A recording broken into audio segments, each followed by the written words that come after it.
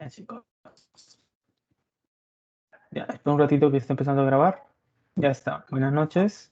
Esta es la segunda clase de semiología respiratoria, la segunda semana, sesión 4B.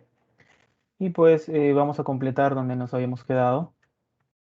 Nos habíamos quedado en síndromes, eh, síndromes cavitarios, ¿no? Ya. Muy bien. Entonces, antes de eso, quería ¿no? hacerles un resumen de la anterior clase. La anterior clase simplemente vimos, recuerden que son tres grandes síndromes en neumología. En neumología, todos los pacientes van a caer en tres grandes diagnósticos. O es un síndrome bronquial, ¿no? O sea, ese POC, asma, ¿no? O es un síndrome, ¿no? En el bronquial está el obstructivo. O es un síndrome parenquimatoso, ¿no? Ya saben, parenquimatosa, ¿qué significa? Parenquimatoso significa, ¿no? Alveolos, ¿no? Alveolos. Y finalmente, un síndrome pleural, ¿no? Tres cosas. ¿No? Eso es importante. Muy bien. Entonces, ahora estábamos en los síndromes cavitarios y pues se escucha bien, ¿no? ¿Se me escucha? Sí se te escucha, Julio. Una pregunta. ¿Este Sí, PPT está en el mismo que se subió, el que dice 4A claro. o eso? Sí, sigue siendo el 4A. Sigue siendo el Ah, 4A. ok. Ajá. Ah, ya, ok. Sí, sigue siendo el 4A. Ujú. Solo que no lo acabamos porque era extenso. ¿Ya? Muy bien. Entonces, este síndrome cavitario, ¿no? Se va a dar, pues, van a ser un conjunto de signos y síntomas, eso es importante, pero se van a dar por el mismo nombre que le da la característica, o sea, una cavidad. Eso es importante. Como podemos ver acá, ¿no? Una infección tuberculosa inicial en el lóbulo superior derecho. Nosotros sabemos que la tuberculosis, ¿no? ¿Dónde es más frecuente? En los ápices del pulmón, ¿verdad? ¿Por qué en los ápices? Porque los ápices están más aireados. Acá recordamos un poquito de fisiopatología y vamos a recordar las zonas de West, ¿no? ¿Recuerda las zonas de West? A ver, se acuerda que teníamos una zona 1 y una zona, ¿no? Que era lo mismo que hablar, si esto fuera el pulmón, ¿no? Esta es la zona 1, zona 2 y zona 3. ¿Recuerdan? Y en esos casos veíamos pues el índice BQ, ¿no? El índice BQ, ventilo-perfusión. El índice BQ, ventilo-perfusión. Muy bien. Entonces, ¿recuerdan, por ejemplo, el índice ventilo-perfusión, cómo eran los ápices? A ver, vamos a ir preguntando, para que no sea aburrido. A ver, Alejandra Parra, ¿te encuentras? ¿Sí? A ver, Antonio Villanueva, ¿se encuentra? Brenda Sánchez. A ver, Brenda Quispe, sí está Brenda Quispe, ¿no? Sí, Eh, Brenda, ¿te acuerdas las zonas de West y el índice de ventilo sí, perfusión? Ujú. sí. A En ver, el superior, la ventilación era como que la ventilación era mayor a la perfusión. Era claro. Ujú. 1, creo. Ya. Algo así. Ujú. Era mayor que 1. Mayor que uno, muy bien, mayor a Mayor uno. que 1. Y Sí. en el ápice estaban los alvéolos bien ventilados, pero no estaban perfundidos. Ajá, muy bien. En el lóbulo medio ¿recuerdas cómo era el En lóbulo el medio? lóbulo, sí, sí, en el lóbulo medio era igual, o sea, la ventilación y la perfusión eran igual. Claro, se equilibran, o sea, sería uno Ajá, sobre uno, ¿no? claro. Ujú, Y eso sería igual a uno, ¿verdad? claro, ajá. Ah, muy bien. Y en los ápices, y digo, en las bases, En las bases era lo contrario del lápice, era o la sea, más ventilación perfundido, menor, ¿no? ajá, más Ah, perfundido y menos ventilado. Ujú. muy bien. Y Entonces, era, o sea, con tendencia a cero. claro, con tendencia a cero, menor a uno, Ujú. muy bien. ¿Dónde se da más frecuentemente la tuberculosis? En los, en, en los ápices. claro. Y si te digo las metástasis sanguíneas, Creo que, hematógenas, creo que en las bases. claro, en las bases. Muy bien, Vena. Sí. Ajá. Muy bien, gracias por responder. Muy bien. Ajá. Muy bien, como Brenda dijo, claro, es mayor a uno en los ápices, igual a uno y menor a uno, ¿no? Esas son las zonas de West que ya ustedes recuerdan.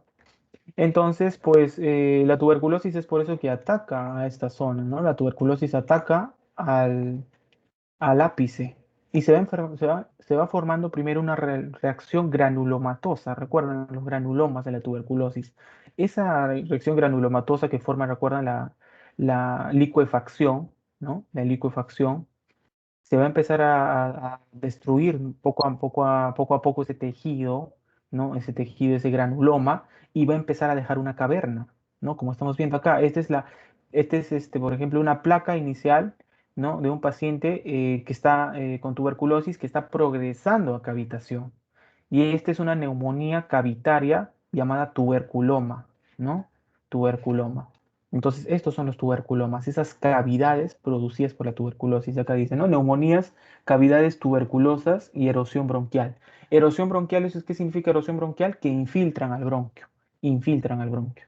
Entonces, ¿por qué el paciente con tuberculosis tiene hemoptisis? Porque estas cavernas infiltran, o sea, drenan al bronquio, y si drenan en el bronquio, ¿no? Acuérdense que es necrosis, es licuefacción, ¿no? Necrosis gaseosa, ¿no? Todo este material fibrino purulento, tipo exudado, ¿no? Entra al bronquio y pues se va a expulsar como hemoptisis, ¿no? Eso es muy importante. Esto sobre todo es en los adultos, acuérdense. Tuberculosis en los adultos, sí o sí ápices. En cambio, en los niños no es muy frecuente en los ápices, en los niños. En los niños más, acuérdense que es mediastinitis, ¿no? Adenitis, las adenitis tuberculosas. Eso es importante. Muy bien. Entonces, la principal patología en un síndrome cavitario, pues, es la tuberculosis. Hay una necrosis, hay un reblandecimiento del tejido y eliminación finalmente del tejido.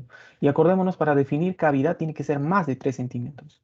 Más de 3 centímetros tiene que ser este, tiene que tener de tamaño para definirla como una cavidad.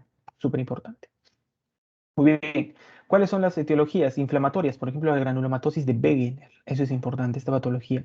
Acuérdense que la granulomatosis de Wegener, ¿no? Que es una vasculitis, ¿no? Eso es importante, que empieza a atacar, ¿no? Los vasos, por ejemplo, del pulmón, produciendo granulomas, produce granulomas, ataca los capilares pulmonares, además también ataca la cavidad nasal, ¿no? En la cavidad nasal puede producir la nariz sencilla de montar, la granulomatosis de Wegener. Muy importante. La sarcoidosis, otra enfermedad sistémica, ¿no? Multisistémica, que puede atacar tanto pulmones, ¿no? Puede atacar riñones, ¿no? Es sistémica, eso es muy importante. Después tenemos la neoplasia. En las neoplasias, ¿no? Lo que predomina, por ejemplo, son los carcinomas broncogénicos. Eso es importante. El carcinoma broncogénico es muy importante. ¿Y por qué se le llama broncogénico? Porque su génesis se da en el bronquio, ¿no? Y rápidamente estos carcinomas broncogénicos suelen necrosarse. Eso es lo que caracteriza. Se necrosan fácilmente. ¿Qué más? Metástasis, las metástasis. A ver, otra preguntita, chicos. ¿Cuál es el tumor o el cáncer que hace metástasis más frecuentemente a pulmón? A ver, chicos, a ver, Alejandra Parra, ¿te encuentras? Antonio Villanueva, a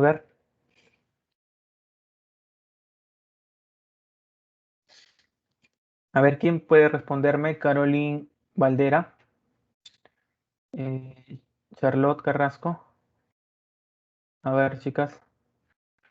¿Recuerdan cuál era el tumor o el cáncer o la neoplasia que más frecuentemente hace metástasis al pulmón?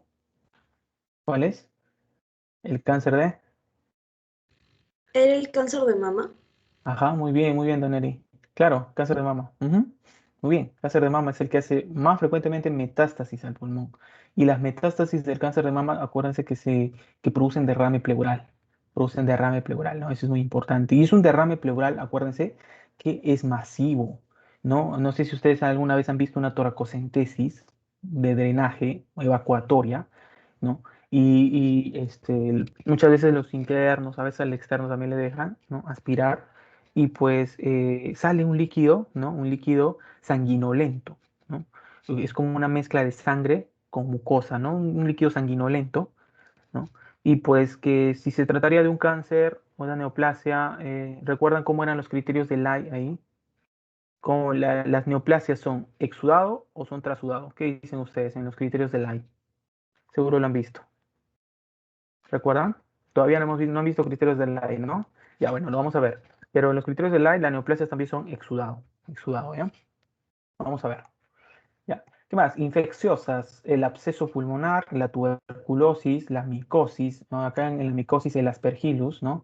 El aspergillus fumigatus, en parasitosis, ¿no? También, y la hidatidosis, esta patología que es también bien frecuente en nuestro medio, la hidatidosis pulmonar. Muy importante. Vamos a ponerle rojo mejor, ¿ya? Listo. Entonces, en el examen físico de una caverna, voy a encontrar, ¿no? Una palpación, aumento de las vibraciones vocales, timpanismo porque hay aire, disminución del murmullo vesicular, pueden haber algunos crepitantes, broncofonía y pectoriloquia, ¿no? Broncofonía y pectoriloquia. Entonces, ¿a qué se refiere cuando aumentan las vibraciones vocales? Recuerden que acá estamos viendo una caverna, por ejemplo, hay una caverna. Esta caverna tiene necrosis dentro, entonces tiene una secreción que la cubre, una secreción de necrosis. Recuerden que es una licuefacción. Por ejemplo, en la tuberculosis de necrosis gaseosa hay una capa de necrosis y una reacción inflamatoria, ¿no? Y pues esa reacción inflamatoria ayuda a que el sonido se conduzca mejor. Claro, ayuda a que el sonido se conduzca mejor y por esa es la razón que tiene aumento de vibraciones vocales, al igual que la neumonía. La neumonía tiene lo mismo, esta parte verde es el exudado, ¿no? Inflamatorio alrededor de los alveolos, alrededor de los bronquiolos respiratorios, ¿no? Y que ayuda a que las vibraciones vocales se transmitan más rápido. Y eso es por eso que en la palpación encontramos vibraciones vocales aumentadas. En la percusión hay timpanismo por el mismo hecho de que hay aire acá. En la auscultación hay disminución del murmullo vesicular porque ese alveolo, ¿no? Por esa capa, esa secreción que tiene acá, no deja pasar el ruido y además también, acuérdense que el murmullo vesicular es típico o es un ruido específicamente ¿de quién? De los alveolos, ¿no? De los alveolos. Eso es importante, los alveolos, ¿no? Esto de acá es una caverna, por si acaso esto no es un alveolo, es una caverna, ¿no? Esto es una caverna, para que no se equivoquen. Una caverna. Esto es una caverna. Ah, eso es importante, es una caverna.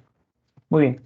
Entonces, eso es respecto al examen físico. Entonces, quiero que se acuerden muy bien esto para resolver las preguntas. Aumento de vibraciones vocales, timpanismo, disminución del murmullo vesicular, crepitantes, pueden haber crepitantes porque se parece a una neumonía, broncofonía, pectoriloquia. Broncofonía y pectoriloquia. Después lo vamos a definir esto también.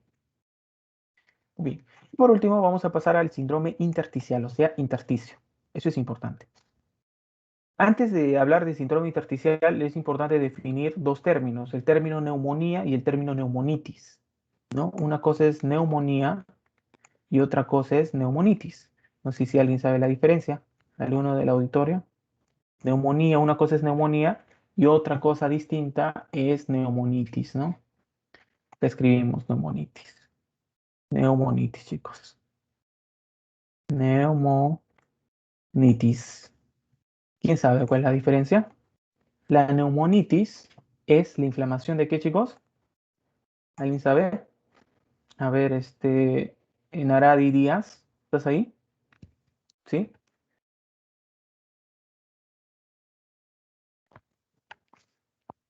A ver, Francesca Durant.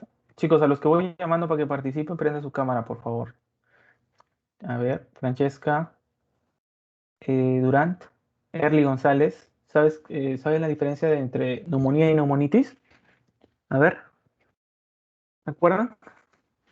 A ver, neumonía es alveolos, parénquima. Pero recuerden que cuando yo hablo de parénquima en pulmón, no me estoy refiriendo solo a alveolo, sino también me estoy refiriendo a qué, chicos? Bronquiolos respiratorios. Ayer lo dije, ¿a partir de qué generación se dan los bronquiolos respiratorios? O sea que ya hay hematosis. A partir de la generación, alguien debe acordarse. Les expliqué pues que 17. venía, ¿recuerdan? Ajá, muy bien. ¿Quién respondió? Jorge, ¿sí? ¿O Antonio? Yo, Moisés. Ah, Moisés, no te había visto. Claro, generación 17. Es importante recordar que a medida que los bronquios se van dividiendo, ¿no? Se vuelven respiratorios en la generación 17. En la generación 17 ya se vuelven respiratorios. O sea, ahí ya se da la hematosis. Pregunta de examen.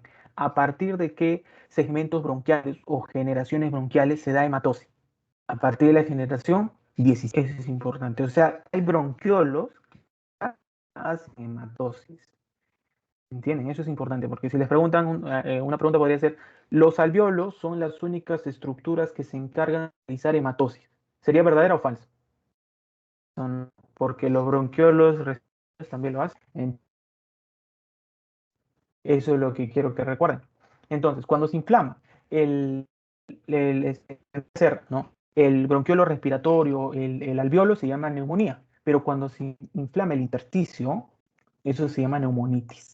Neumonitis, eso es importante. Entonces, estas enfermedades, ¿no? Van a entrar en una definición que se llama EPID.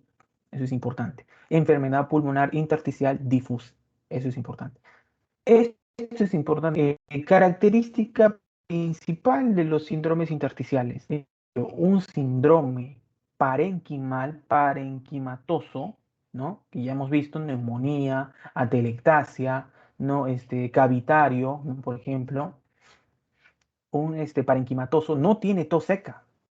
La tos es productiva. O sea, una neumonía, por ejemplo, chicos, tiene una expectoración purulenta, no mucopurulenta. Puede haber un esputo. En cambio, un síndrome intersticial no, tiene una disnea, tiene hemoptisis y lo que hemos visto, el famoso hipocratismo o dedos en palillo de tambor. Eso es importante. ¿Ah?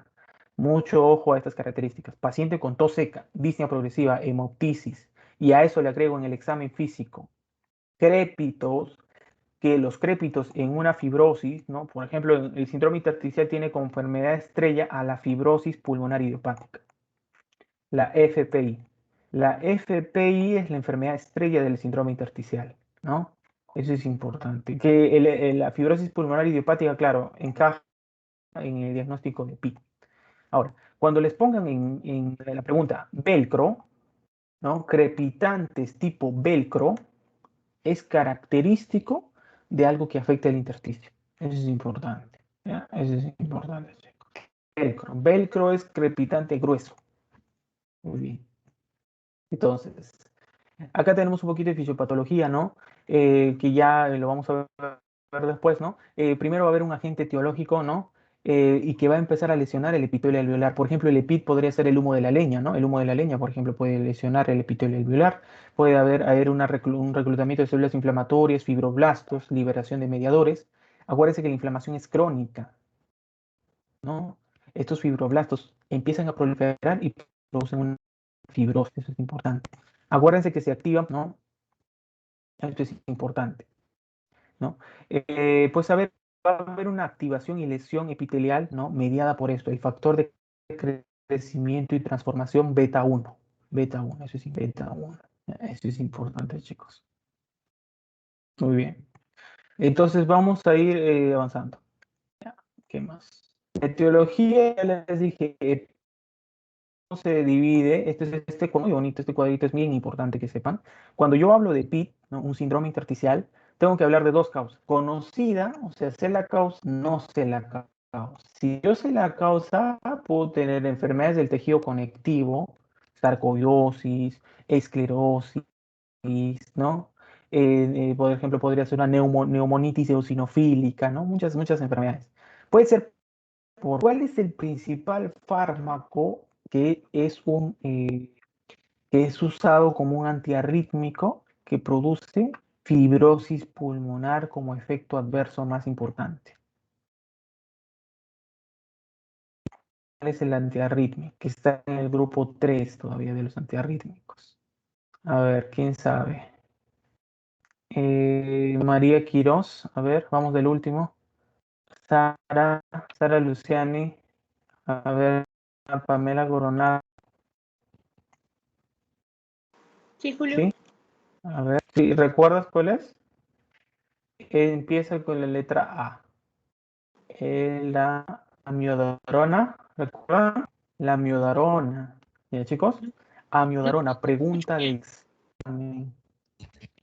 Amiodarona, ¿se escucha? Ya, ahora sí. Sí, ya, a ver, vamos a mover un poquito. Ya. Entonces, chicos, amiodarona, ¿ya? Amiodarona, eso es muy importante. Amiodarona. Amiodarona es ese fármaco que como efecto adverso produce fibrosis pulmonar idiopática. Pregunta de examen. Paciente con antecedente de haber consumido amiodarona puede realizar o presentar fibrosis pulmonar. Fibrosis pulmonar. Neumonitis por hipersensibilidad. Aquí está la famosa neumonitis eosinofílica, ¿no? Hay muchas neumonitis. Cuando estudian neumonitis son una infinidad de enfermedades. Son como 20 o 25 neumonitis, ¿no? Lo ideal no es aprenderse todo, sino es aprenderse algunas características especiales. La neumoconiosis, que son enfermedades ocupacionales. Todas estas de acá tienen causa conocida. O sea, yo lo voy a encontrar haciendo una buena historia clínica. Haciendo una buena historia clínica, yo tengo que encontrar la causa. Por ejemplo, acá también enfermedades del tejido conectivo puede estar el lupus, ¿no? Recuerde que el lupus también causa neumonía, eso es importante. La granulomatosis de Wegener, la vasculitis, ¿no? Esas enfermedades, muy bien. Ahora, si yo me voy al otro lado, voy a ponerle con rojo, porque es algo X, vamos a ponerlo como si fuera malo, rojo. Vamos a encontrar causas desconocidas. Entonces, pueden ser de causa idiopática. Y dentro de esa, de causas idiopáticas, neumonías intersticiales idiopáticas, predomina la famosa FP, fibrosis pulmonar idiopática. Esta de acá. Muchos de los pacientes acaban con el diagnóstico de fibrosis pulmonar idiopática, porque no se sabe la causa, chicos. Ahora, si no fuera una fibrosis pulmonar idiopática, no tiene que ser una bronquiolitis, una neumonía intersticial linfoide, neumonía intersticial aguda, neumonía intersticial no específica, neumonía intersticial descamativa, una organizada criptogénica, ¿no? Esto lo vamos a ver mejor en medicina 2. En medicina 2 hay una clase especial para cada enfermedad para ver. Esto es cuando son idiopáticas, cuando no hay causa conocida, ¿no? No hay causa conocida. Eso es importante. Ahora, también puede ser por algunas causas primarias pulmonares, o sea, enfermedades primarias del pulmón. Amiloidosis, proteinosis alveolar, eosinofilias pulmonares, histiocitosis de las células de Langerhans, la linfangioleiomatosis, esto es importante, sarcoidosis. Todas estas enfermedades son sistémicas y que sí o sí también el pulmón. ¿Ya? Esto es importante. Primarias pulmón importante. Muy bien. Entonces, vamos a ir avanzando. En estos casos, como estamos viendo, EPI, la palpación, nada, no encontramos hallazgos, a la percusión tampoco, porque ese pulmón se ha fibrosado, los murmullos vesiculares no pasan o están disminuidos, y esto es lo característico, pregunta examen, crepitantes tipo velcro. Crepitantes tipo velcro, característico de fibrosis. Muy bien, vamos a ir avanzando. Ahora vamos a hablar, ¿no? Más o menos para que tengan una idea, de nuevo les digo, si acá tenemos pulmón, más o menos ahí, este es el pulmón, las patologías se dividen, ¿no? Vamos a poner por colores. En el bronquio, si afecta el bronquio, ¿no? Si afecta el bronquio, ¿recuerdan? Bronquio, acá está la carina, ahí está la tráquea, ¿recuerdan? Ya. Ahora, otra cosa es que afecte la enfermedad que afecte a, por ejemplo, los bronquiolos respiratorios y los alvéolos, ¿no? Los alvéolos, aquí están los alvéolos. Claro. Después tenemos a las otras enfermedades que pueden afectar, ¿no? Vamos a ponerle rojo, quizás no se va a notar, creo. Vamos a ponerle otro color celeste, a ver, ojalá que se note. Esto de acá. Esto de acá es pleura. Entonces nosotros vamos a ver pleura. Ya hemos visto con el número 1 bronquios. ¿No? Ahí está asma, ahí está EPOC, ¿no? Ya hemos visto más o menos también con el número 2 parenquimales. O sea, hemos visto atelectasia, hemos visto neumonía, síndrome cavitario, ¿no? Y con el número 3 vamos a ver pleura, todo lo que tiene que ver. Muy bien. Entonces, vamos con síndromes, vamos a avanzar rápido para que podamos tomar su examen, que estén listos ya para Julio, sus disculpa que pasitos. te interrumpa. Sí, van Lo a... que pasa es que... Dime. Ay, perdón, mi cámara. Lo que pasa es que te escucho un poco entrecortado. No sé si solamente sea yo. A ver, ¿qué dicen los demás, chicos? ¿Estoy bien? Creo que dicen que Sí, se te tal vez escucha es un poco internet. entrecortado.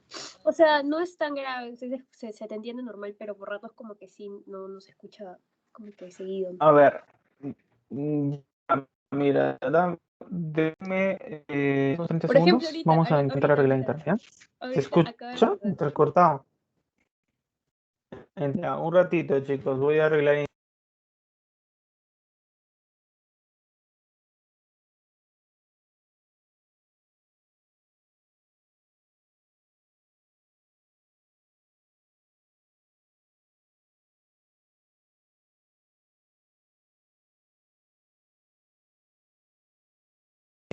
A ver, chicos, ¿ahora me escuchan bien? Hola, ¿se escucha mejor? Sí, parece que ¿Sí? sí se te escuchó. Ujú. Ya, me avisan nada más, ¿ya? Listo. Muy bien. Entonces avanzamos con síndromes pleurales, muchachos. Listo. Bueno, como definición es una alteración, ¿no?, de la estructura y la función, ¿no?, de la pleura. Esto es importante, que puede ser por diferentes causas. Puede ser, por ejemplo, acá un neumotórax a tensión, ¿no? Acá podemos tener un fibrotórax. Esto de acá que se llama efusión pleural. Esto, por ejemplo, puede ser pregunta de examen, ¿ah? Caso clínico en el que el paciente tiene una radiografía. Esto justo me preguntaron una vez en el hospital. Esto fue una pregunta trampa.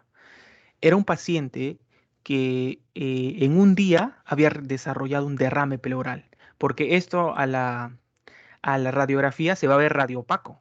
Esta fusión pleural se ve radiopaco, ¿ya? O sea, es como, por ejemplo, a ver, vamos a ponerlo acá rápido. Este es un pulmoncito, ¿ya?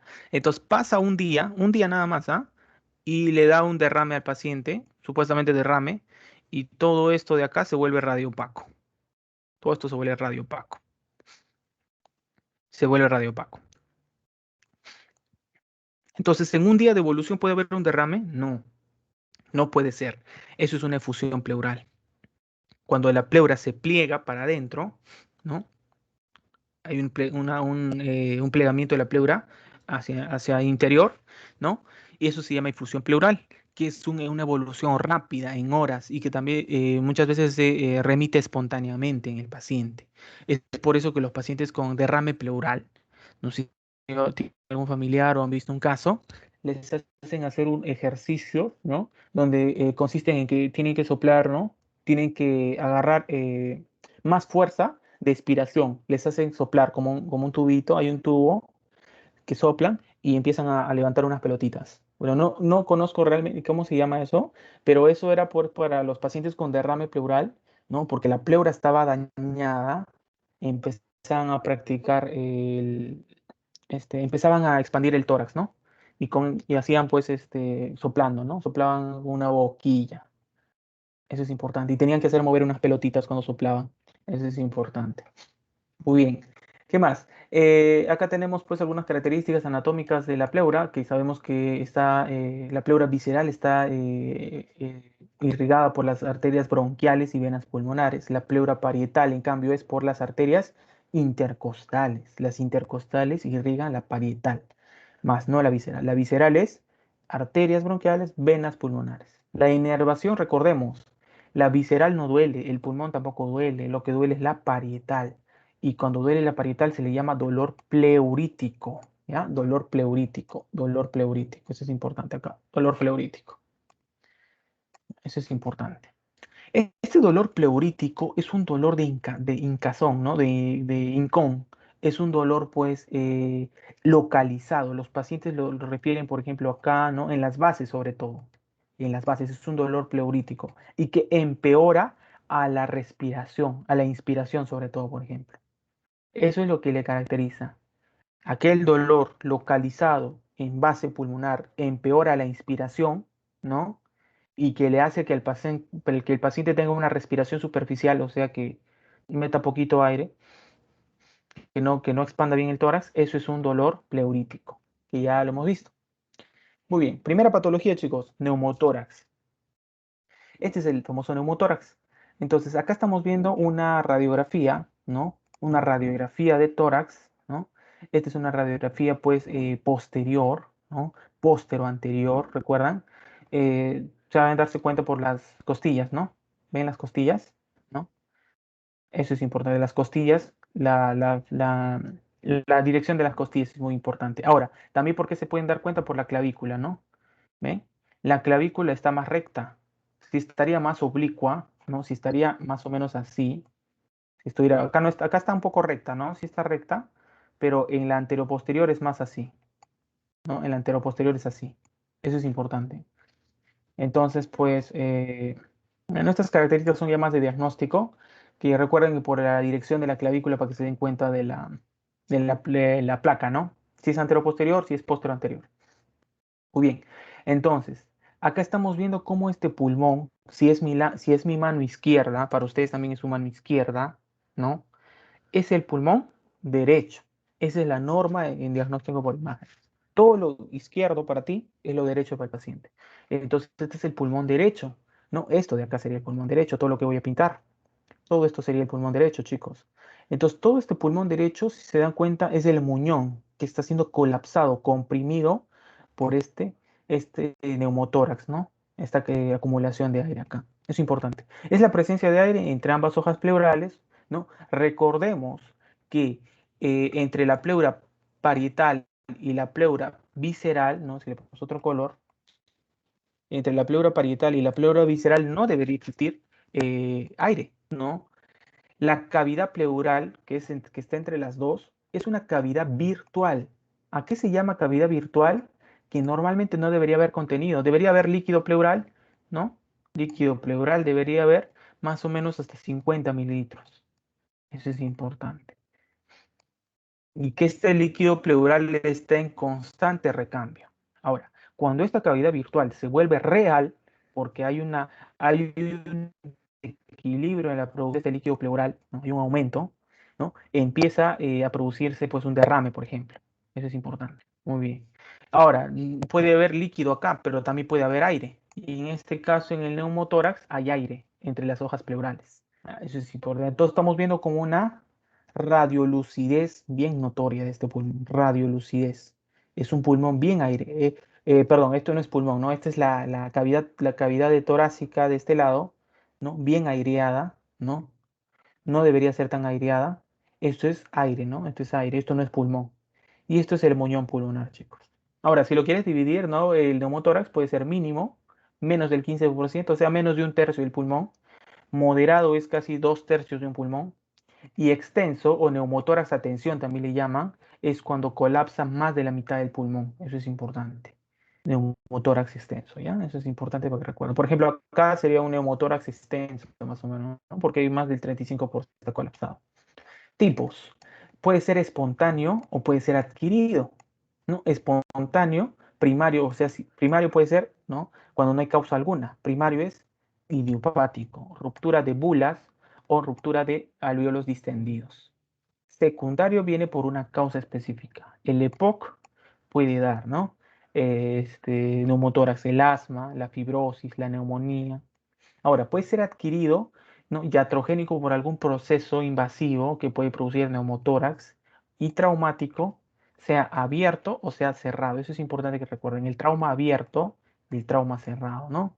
El trauma abierto, una herida punzocortante en la cavidad torácica, ¿no? En la pared torácica, puede producir neumotórax.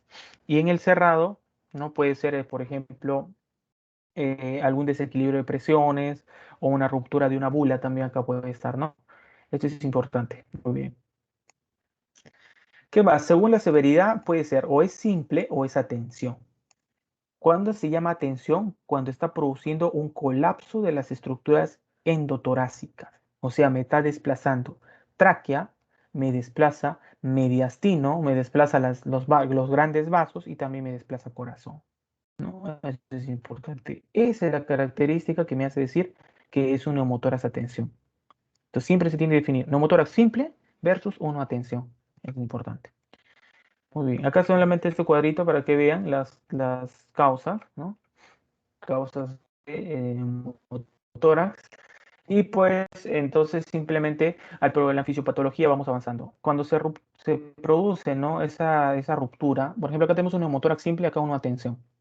La fisiopatología. El neumotórax simple, ¿no? Generalmente hay una laceración en el pulmón, una laceración, un corte, una laceración, una ruptura, una solución de continuidad acá, y que hace que el aire se empiece a acumular acá, ¿no? Acá se empieza a acumular el aire, pero el aire ingresa desde el pulmón hacia la cavidad pleural. Ese es el neumotórax simple, ¿no? Eso es importante. Salida de aire y el pulmón, con el mismo aire que está expulsando, se empieza a colapsar el mismo. Eso es importante.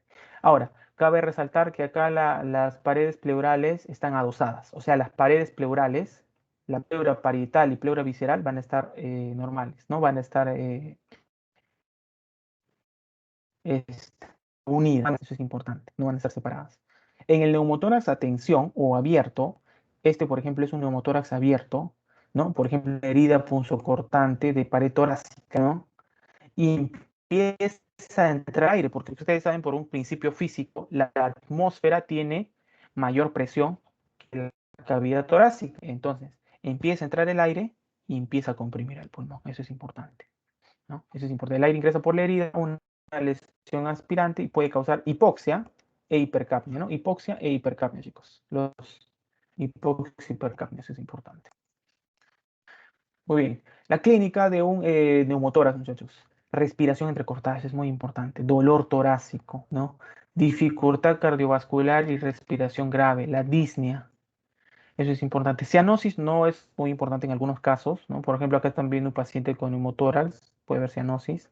Taquicardia, hipotensión, ¿no? Eso es importante. ¿Por qué hipotensión? Porque el neumotórax puede estar comprimiendo el corazón y puede estar disminuyendo el gasto cardíaco. Y también pueden tener alteración del estado mental. ¿Cuáles son los más característicos?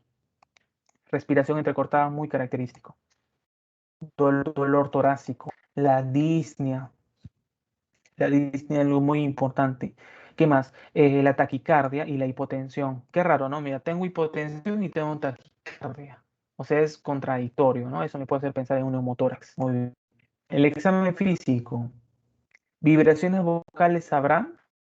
No hay vibraciones vocales, chicos, porque ¿qué tejido hay que conduzca vibraciones vocales? Ningún tejido, es aire. Entonces no hay vibraciones vocales, muchas ausencia de vibraciones vocales. Obviamente en la percusión, ¿no? Cuando percuto, timpánico, puede haber disminución o ausencia de murmullos vesiculares, ¿no? Pueden haber algunos murmullos vesiculares, pero la verdad que no son ausentes. Y esto es muy importante, el soplo anfórico. Si el soplo tubárico era para neumonía, ¿no? ¿Recuerdan? Les digo soplo tubárico, sospecha neumonía. El soplo anfórico es para neumotórax. Palabras, chicos, ¿ah? Anfórico, neumotórax. Anfórico. Tubárico, neumonía. Muy importante.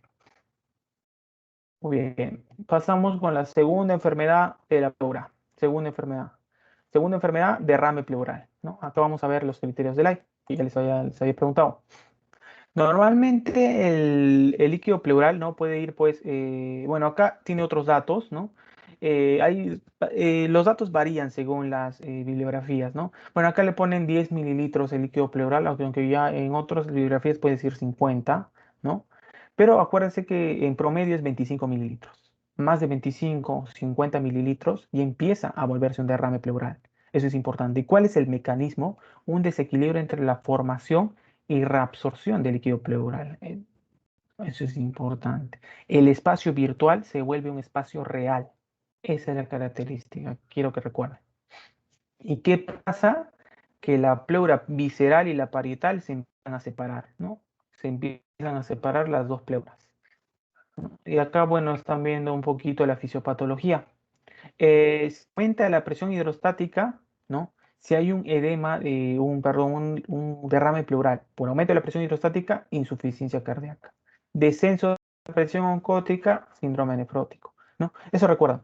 Cuando, por ejemplo, les van a decir paciente que acude con derrame pleural con antecedente de insuficiencia cardíaca, ¿cuál es el mecanismo implicado? Aumento de la presión hidrostática.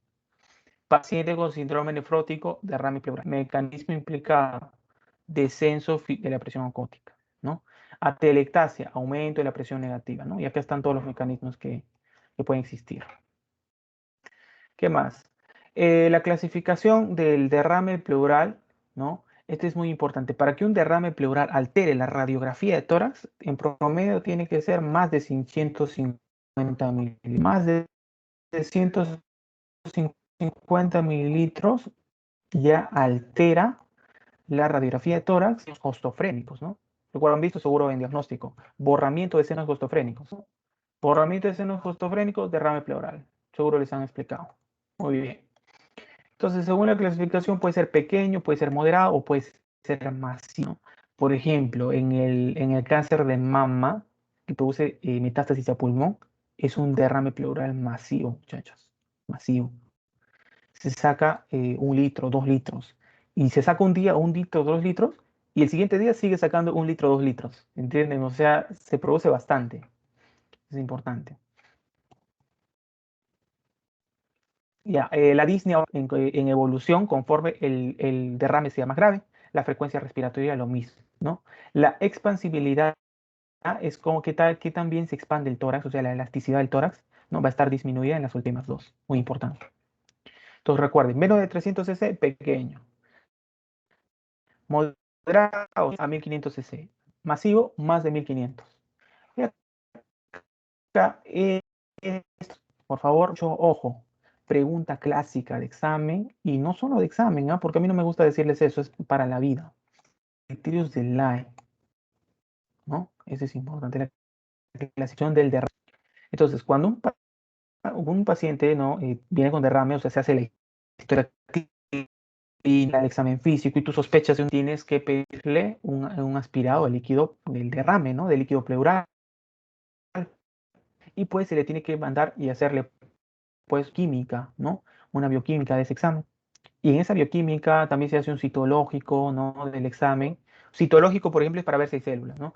Bioquímica es para ver la que puede tener. Eso es importante. Entonces, se usan los criterios de Lai. Ahí tenemos, recuerden, esto va en orden. 0.5, 0.6. Recuerden, empiecen siempre con el 0.5. Abajo siempre va a ir suero, o sea, sangre. Y arriba, que va a ir pleura. Arriba va todo lo que es pleura. Avanzamos. Proteínas pleurales sobre proteínas del suero, más de 0. L pleural sobre LDH de suero, más de 0.6. ¿Qué más? Nivel de LDH en líquido pleural, y el tercer criterio de Lai, ¿no? Que el LDH de líquido pleural sea más de 2/3 del límite normal de LDH en suero. Eso es importante. ¿Ya? Pues el LDH es hasta 100, ¿no? De 50, 40 a 100 más o menos el LDH. Por ejemplo, si tienes un paciente con lactato deshidrogenasa 1000, sospechas, por ejemplo, de una neoplasia, se puede sospechar de lisis celular. Acuérdense, LDH es igual a lisis celular, o sea, una destrucción de las células. LDH es una prueba muy inespecífica, de verdad, muy inespecífica, muy inespecífica. ¿Ya? La LDH es muy inespecífica, puede ser neoplasias, por ejemplo, una anemia, claro, ¿no? Puede ser una hemólisis, ¿entiendes? Toda enfermedad que cause rompimiento celular, lisis, el LDH es importante. Entonces, proteínas pleurales sobre proteína del suero, LDH pleural sobre LDH del suero, uno es 0,6. Y por último, ahora, si al menos tiene uno de ellos, se diagnostica como exudado. ¿Ya? Entonces, la manera clásica que yo me la aprendí, y también como lo aprendí cuando estuve así como ustedes, fue pues que exudado es todo lo que tiene que ver primero con infeccioso, con bacterias, con virus, ¿no? Bacterias, por ejemplo, una neumonía, por ejemplo, una tuberculosis, neoplasias, claro, las neoplasias. También me aprendí bacterias y también me aprendí células. Al final, entonces, me aprendí también células, ¿no? Entonces, todo lo que se tiene que ver con células. Entonces, las neoplasias son celulares, ¿no? Es una proliferación celular. ¿Qué más? Cardiovascular, el tromboembolismo, obstrucción de la hepatitis, ¿no? Traumatismos como traumatismo torácico, ruptura de esófago, la artritis reumatoide y lupus. Estas dos son clásicas, ¿ah? Y yo les pregunto, artritis reumatoide y lupus son por la AR y el ES dan derrame pleural. El derrame pleural da tipo exudado. Muy importante.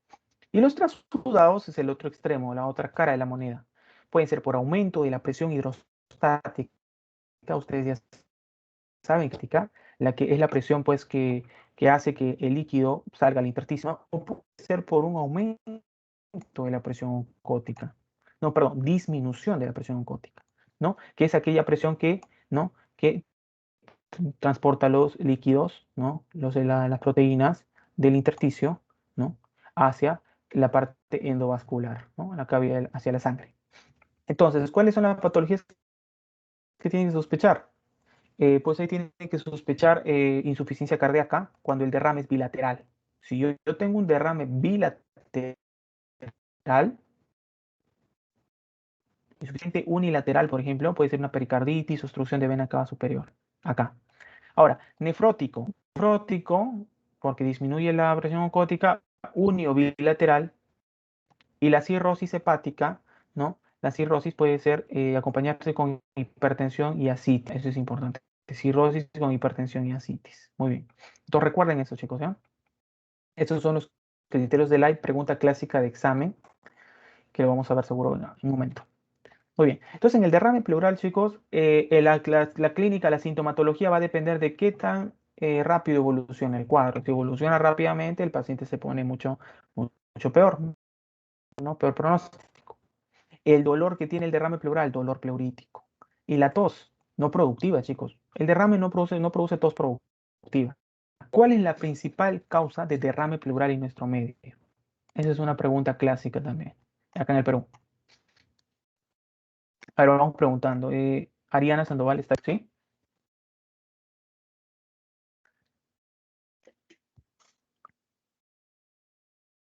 A ver, a ver quién más está. Ya, bueno.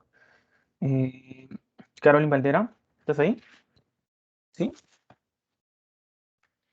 A ver, Charlotte Carrasco. ¿Sí sí se me escucha, muchachos? Cielo Enciso. A ver. Se te escucha, Julio, pero un poquito entrecortado. A ver, ahora. Hola, hola. Sí, ahí sí está. Sí, ya se te Ya. escucha. Ok. Chicos, a ver, ¿quién sabe cuál es la principal causa de derrame pleural en nuestro medio? ¿Insuficiencia cardíaca? ¿Cuál será? ¿Es trasudado o exudado? A ver, alguno de ustedes. A ver, entonces, ¿cuál es la causa? La pregunta, la clásica, la fija de siempre. Tuberculosis. Tuberculosis, acuérdense. Tuberculosis. Ya, yo les cuento la experiencia más o menos, ¿ya? Como no pueden ir al hospital, ¿no? Eso es también. Miren. Que más frecuentemente hay dos tipos de tuberculosis, ¿no? Primaria y secundaria. La primaria te da cuando eres pequeño, cuando eres niño, ¿no? Y deja cicatriz en el pulmón. Eso se llama el complejo de Gong, ¿no? El complejo de Gong, con el foco de Gong, ambos se llama complejo de Ranke, ¿no? Recuerden. Ya, eso es TB primaria, que no nos importa mucho ahorita. TB secundaria es la TB que hace cavidad.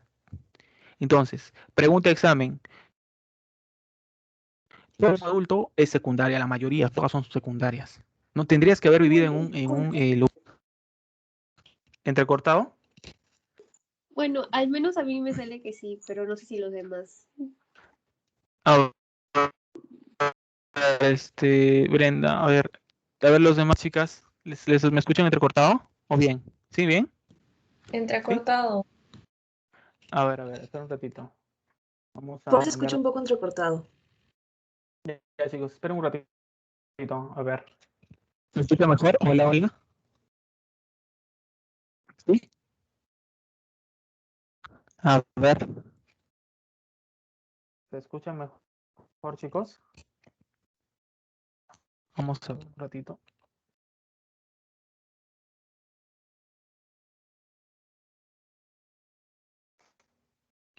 Ya, ahí me escuchan bien, ¿no? Mejor. Hola, hola. Sí, mejor. Ya, ya, listo. Ya, muy bien.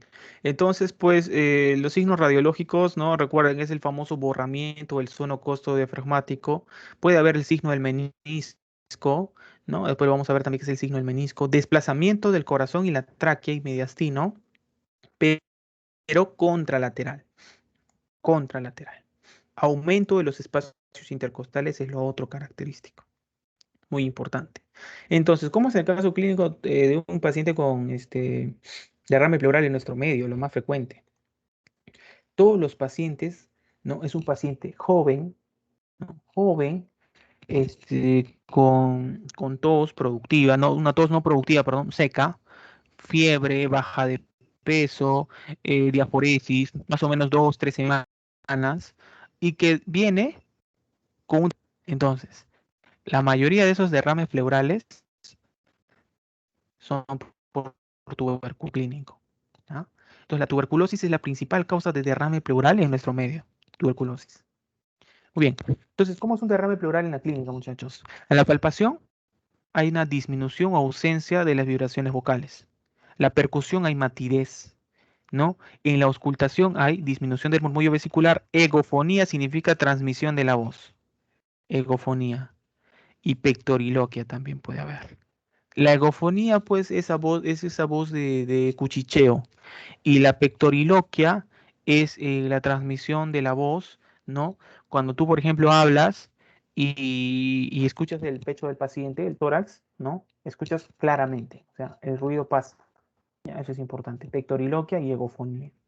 Pectoriloquia y egofonía. Esto es importante.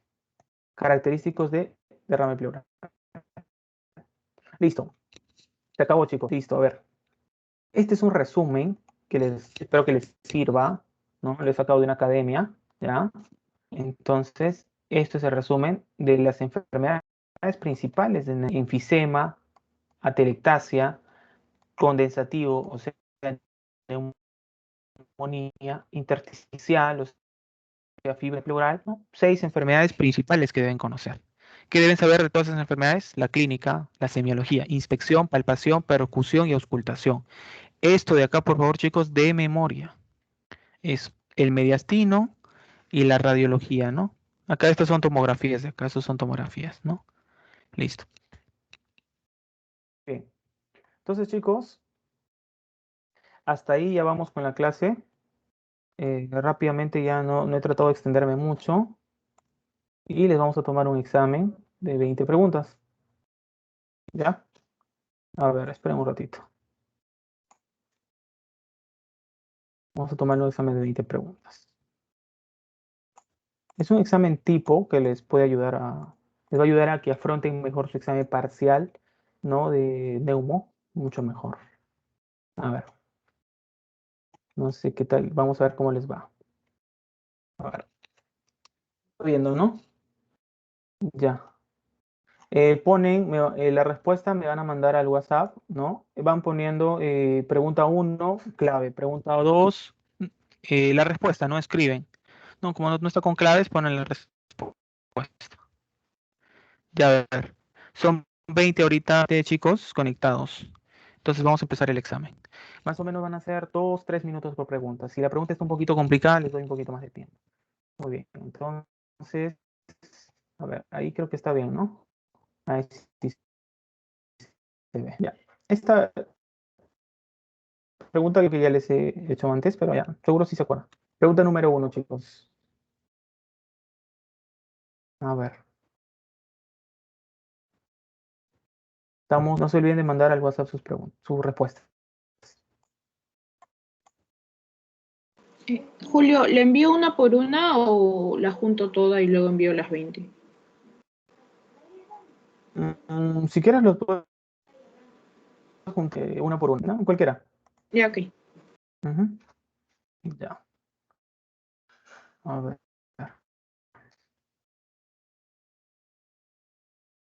Entonces voy a tener acá un cronómetro para ayudar para que... ya.